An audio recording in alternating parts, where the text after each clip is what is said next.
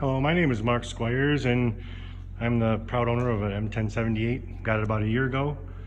Just got it to put a hoist on it so I could use it around the farm for hauling firewood and logs and dirt and whatnot. So I kind of have a plan for it as far as how I want to outfit it. So the first thing I want to do obviously was put the hoist kit on it. I got this off of eBay. It's the Power Hoist PH516, an 8-ton scissor hoist.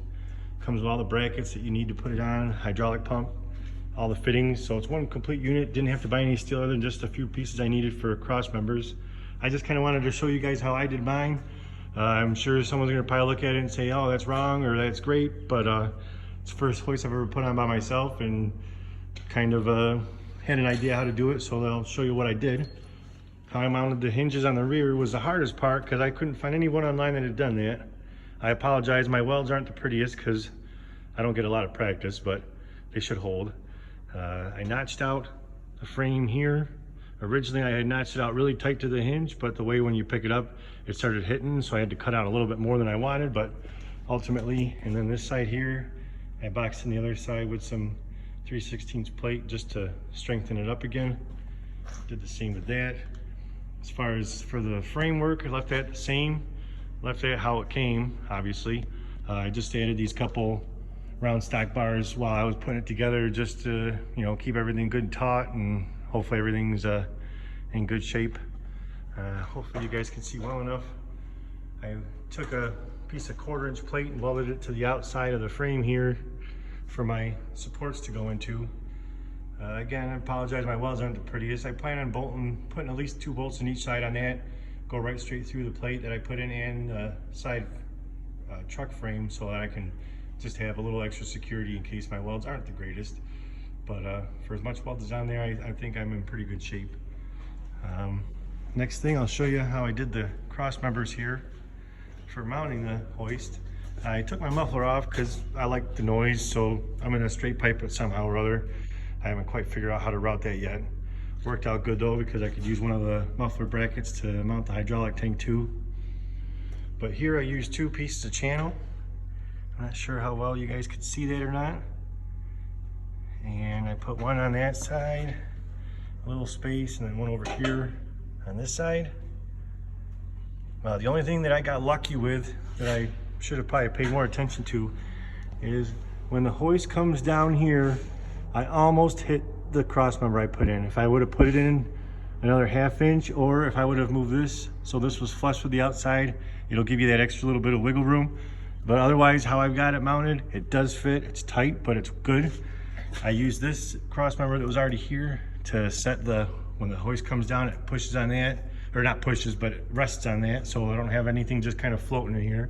So everything's good and supported. When I cut the frame, I originally had wanted to come up a little higher and then 45 it down, and I wish I had done that.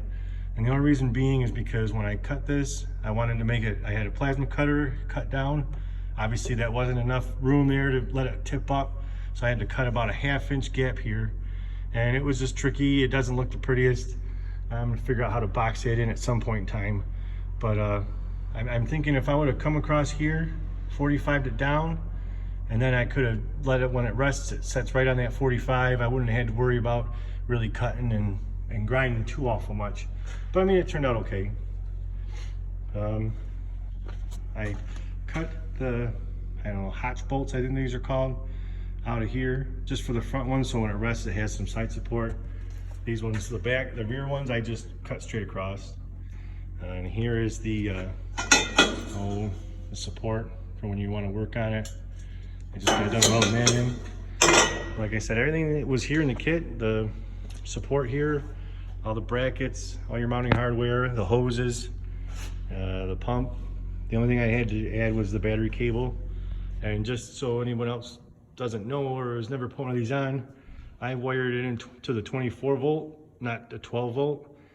Because it's easier on the alternator and the batteries, because we've put this on other Army trucks we have around here, other deuce and a halves, and the 12 volt just sucks the batteries right out. So if you put on 24, the pump spins twice as fast, does not hurt the pump. I actually learned that from a trick from guys who used to put hydraulics on their, the Cadillacs and stuff. That's how they route theirs, so they can get the flow out they need. If there's anything else anyone else sees or has questions on, I can give measurements. I kind of not winged it, but winged it and went through it blind, and maybe I'm missing something someone else can see that I'm gonna have problems with in the future. But otherwise, once I get the body back on it and put some bolts in it, I'll load it up with some logs and let everyone know how I make out. Other than that, I can't think of anything I had too many problems with. I just did it by myself, so picked away at it over the last couple days and just getting some other stuff finished up before I put the body on. So again, if you have any questions or need some measurements or want to know anything, just give me a shout and be happy to answer. Thanks, guys.